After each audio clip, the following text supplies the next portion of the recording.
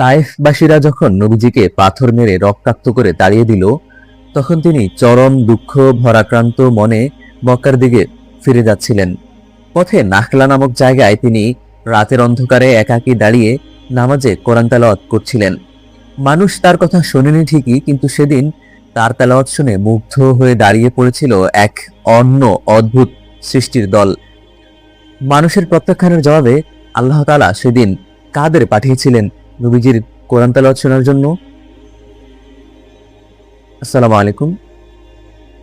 শানে নজুল সিরিজের 46তম পর্বে আপনাদের স্বাগতম।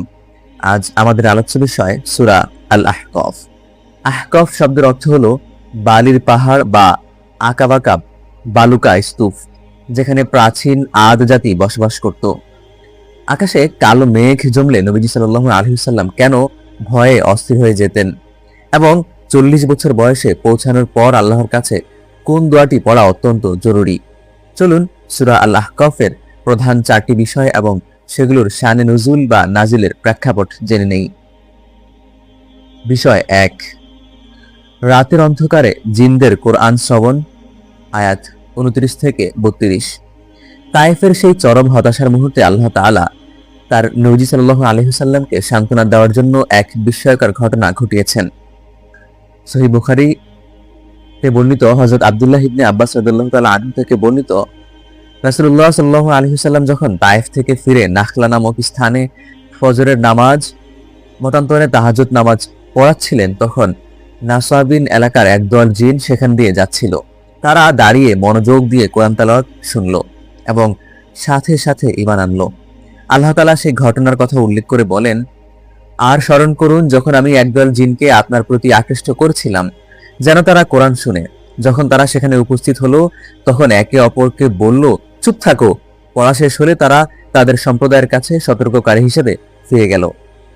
সূরা আল আহকাফ আয়াত 29। জিনেরা তাদের কওমের কাছে গিয়ে বলেছিল, হে আমাদের সম্প্রদায়, আমরা এমন এক কিতাব শুনেছি যা মূসার পরে নাজিল হয়েছে।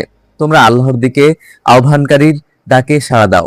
অর্থাৎ মানুষ প্রত্যাখ্যান করলেও জিনেরা নবীজির দাওয়াতি কাজ শুরু করে দিয়েছিল। বিষয় 2, কালো মেঘ দেখে নবীজির ভয়। আয়াত 21 থেকে 25। আমরা আকাশে কালো মেঘ দেখলে বৃষ্টির আশায় খুশি হই, কিন্তু নবীজি সাল্লাল্লাহু আলাইহি ওয়াসাল্লাম এর অবস্থা কেমন হতো?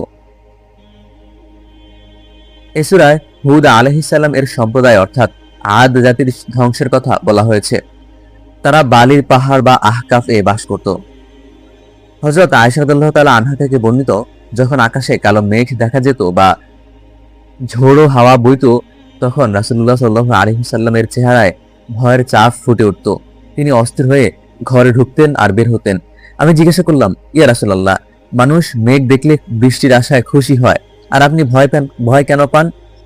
নবী সাল্লাল্লাহু আলাইহি ওয়াসাল্লাম বললেন, হে আয়েশা, আমার তো ভয় হয় যে এর ভেতরে কোনো আযাব লুকিয়ে আছে কিনা, কারণ আদ জাতিকে তো এই বাতাসের মাধ্যমেই ধ্বংস করা হয়েছিল। আল্লাহ তাআলা সূরা আল আহকাফে আদ জাতির সেই ঘটনার বর্ণনা দিয়েছিলেন। অতঃপর তারা যখন তাদের উপত্যকার দিকে মেঘ আসতে দেখলো, তখন তারা বলল, এটি তো মেঘ, আমাদের বৃষ্টি দিবে। হুদ বলল, না, বরং এটি সেই আযাব যা তোমরা তাড়াতাড়ি চেয়েছিলে। এটি এক ঝঞ্ঝা বায়ু যার মধ্যে রয়েছে যন্ত্রণাদায়ক শাস্তি। সূরা আল আহকাফ আয়াত 24। বিষয় 3, ইহুদি পণ্ডিতের সাক্ষ্য। আয়াত 10। মক্কার কাফেররা যখন কোরআনকে অস্বীকার করছিল, তখন আল্লাহ তাআলা বনী ইসরাঈলের একজন বিশ্বস্ত পণ্ডিতের উদাহরণ টেনে তাদের সতর্ক করলেন। হযরত সাদ ইবনে আবি ওয়াক্কাস রাদিয়াল্লাহু তাআলা আনহু থেকে বর্ণিত, তিনি বলেন, আমি আব্দুল্লাহ ইবনে সালাম রাদিয়াল্লাহু তাআলা আনহু ছাড়া জমিনে বিচরণকারী আর কোন জীবিত ব্যক্তিকে বলতে শুনিনি যে তিনি জান্নাতি, আর তার ব্যাপারেই সূরা আল আহকাফের এই আয়াতটি নাজিল হয়েছিল। আব্দুল্লাহ ইবনে সালাম রাদিয়াল্লাহু তাআলা আনহু ছিলেন মদিনার শ্রেষ্ঠ ইহুদি পণ্ডিত, যিনি তাওরাত খুব ভালো জানতেন এবং নবীজিকে দেখেই চিনে ফেলেছিলেন। আল্লাহ তাকে ইঙ্গিত করে মক্কাবাসীদের বলেন, বলুন, তোমরা ভেবে দেখেছো কি, যদি এই কোরআন আল্লাহর পক্ষ থেকে হয়ে থাকে আর তোমরা তা অস্বীকার করো, অথচ বনী ইসরাঈলের একজন সাক্ষী এরই মতো একটি কিতাবের অর্থাৎ তাওরাতের উপর ভিত্তি করে সাক্ষ্য দিয়েছে যে এবং ঈমান এনেছে যে, আর তোমরা অহংকার করছো, নিশ্চয়ই আল্লাহ জালিমদের পথ দেখান না। সূরা আহকাফ আয়াত 10। বিষয় 4, 40 বছর বয়স এবং জীবনের পরিণতি। আয়াত 15। মানুষের জীবনের সবচেয়ে পরিণত বয়স হলো 40 বছর। এই সূরায় আল্লাহ তাআলা পিতামাতার কষ্টের কথা স্মরণ করিয়ে দিয়ে 40 বছর বয়সে একটা বিশেষ দোয়া শিখিয়েছেন। আল্লাহ তাআলা বলেন, আমি মানুষকে তার পিতামাতার প্রতি সদ্ব্যবহারের নির্দেশ দিয়েছি। তার মা তাকে অসীম কষ্টে গর্ভে ধারণ করেছে এবং চরম কষ্টে প্রসব করেছে। তাকে গর্ভে ধারণ করতে এবং দুধ ছাড়াতে 30 মাস সময় লাগে। অবশেষে যখন সে পূর্ণ শক্তিতে উপনীত হয় এবং 40 বছরে পৌঁছায়। সূরা আহকাফ আয়াত 15। মুফাসসিরগণ বলেন, 40 বছর বয়সে মানুষের মেধা ও চিন্তা শক্তি পূর্ণতা পায়। এই বয়সে পৌঁছানোর পর আল্লাহ তাআলা বান্দাকে এই দোয়াটি পড়ার নির্দেশ দিয়েছেন, হে আমার রব, আপনি আমাকে এবং আমার পিতামাতাকে যে নিয়ামত দিয়েছেন তার শুকরিয়া আদায় করার তৌফিক আমাকে দিন, এবং আমি যেন এমন নেক আমল করতে পারি যাতে আপনি সন্তুষ্ট হন। আর আমার জন্য আমার সন্তান সন্ততিদের সৎকর্মশীল করে দিন। নিশ্চয়ই আমি আপনার কাছে তওবা করছি এবং আমি মুসলমানদের অন্তর্ভুক্ত। সূরা আল আহকাফ আমাদের এই শিক্ষায় দেয় যে আমরা যখন কোনো ভালো কাজ বা দাওয়াতি কাজ করি, মানুষ যদি সেটা নাও শোনে, আল্লাহ হয়তো অন্য কোনো সৃষ্টির মাধ্যমে সেই কাজের বরকত ছড়িয়ে দেন, ঠিক যেমনটা জিনদের ক্ষেত্রে ঘটেছিল। আর আমাদের উচিত আকাশের মেঘ বা প্রকৃতির দুর্যোগের সময় আল্লাহকে ভয় করা এবং 40 বছর হওয়ার আগেই পিতামাতার প্রতি দায়িত্বশীল হয়ে আল্লাহর কাছে বেশি বেশি তাওবা করা।